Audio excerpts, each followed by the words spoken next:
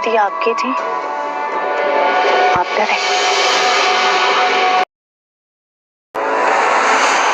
बहुत गलत किया तुम्हारे साथ। ये दोनों झूठ बोल रहे हैं। जज़ा और सजा तो अल्लाह ताला के इख्तियार में होती है ना। कभी भी किसी लड़की पे इस तरह बहुत मत लगाइएगा। सारी जिंदगी वो लड़की यही सजा काटती गुजर जाती है। शीना ने अपनी प्रमोशन के लिए जो किया सो किया। सवाल तो ये बनता है कि तुमने क्यों किया।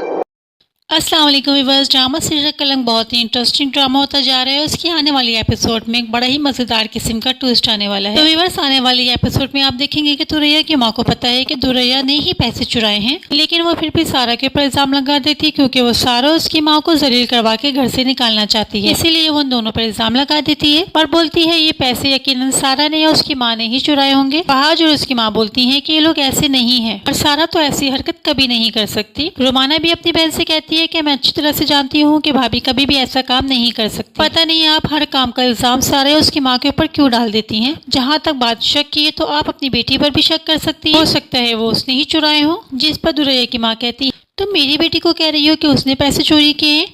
भला ये बताओ कि वो अपने ही घर के अपने ही पैसे क्यों चोरी करेगी। आप देखेंगे कि शीना को फराज छोड़ देगा क्योंकि उसका काम ही यही है। वो कभी भी शीना से शादी नहीं करता, वो सिर्फ शीना को यूज कर रहा था। मगर शीना फराज से सच्ची मोहब्बत करती थी और मोहब्बत के हाथों ठुकराए जाने के बाद उसे एहसास होगा कि उसने किसी के साथ बहुत बुरा किया और वो सारा को फोन करके अपने किए की माफी मांगेगी।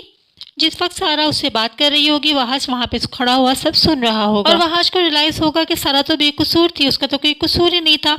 उसके ऊपर तो बोतान लगाया गया और मैं कैसा था कि मैं उससे मोहब्बत करता था और मैंने उसके ऊपर भरोसा नहीं किया।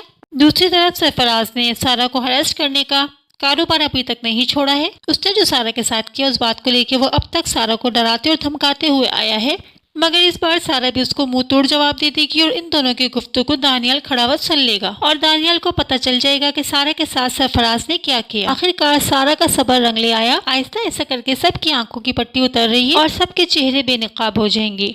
सो व्यूअर्स, आज की वीडियो कैसी लगी? अच्छी लगी हो तो लाइक कर दीजिएगा, चैनल को सब्सक्राइब करना बिल्कुल नहीं भूलिएगा। फिर मिलते हैं एक नई वीडियो में नई टॉपिक के साथ। तब तक के लिए अल्लाह हाफिज।